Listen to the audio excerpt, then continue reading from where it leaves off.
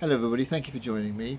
Today was the day in 1962 which saw the beginning of the Second Vatican Council. It was called by Pope John the 23rd and has brought about a huge number of changes to the Roman Catholic Church.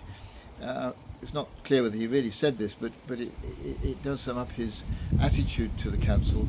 The story goes that he was asked why he wanted to set it up, and he went and threw open the windows in his apartment and said, I want to throw open the windows of the church so that the church can see out and the world can see in.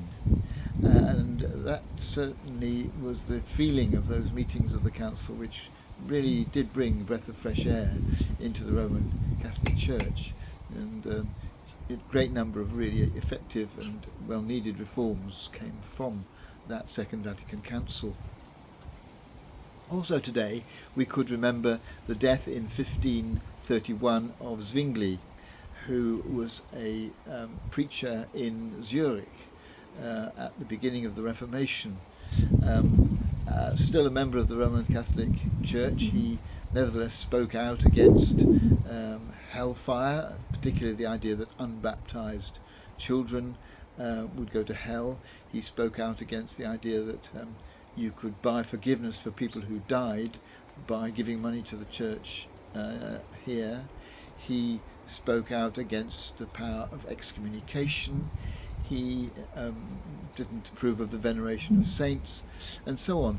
But the day came at the beginning of one Lent when he shared some smoked sausage with his congregation. Obviously something completely not accepted by the Roman Catholic Church. You fast during Lent, you certainly don't eat meat, certainly not on Sundays.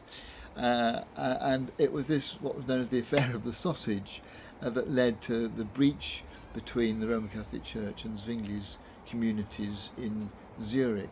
He wanted to bring reform too, but his method had to be done from outside. It couldn't be done from within, like Pope Paul XXIII. It had to be done from outside the church, bringing changes about that way.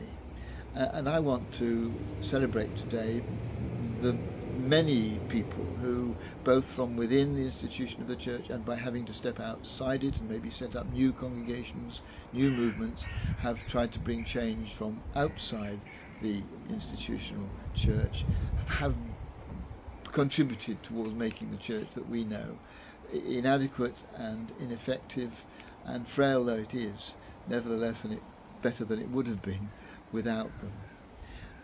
I also want to celebrate today everyone who brings about change in a world which so desperately needs it, whether it's in the world of politics or in industry or in business. There are some people who have the courage, whatever way they feel right, to really work for change and to make the world a better place as a result. And so today, just to celebrate people both in other organisations and in the church who've managed to make the world more like how God would want it to be.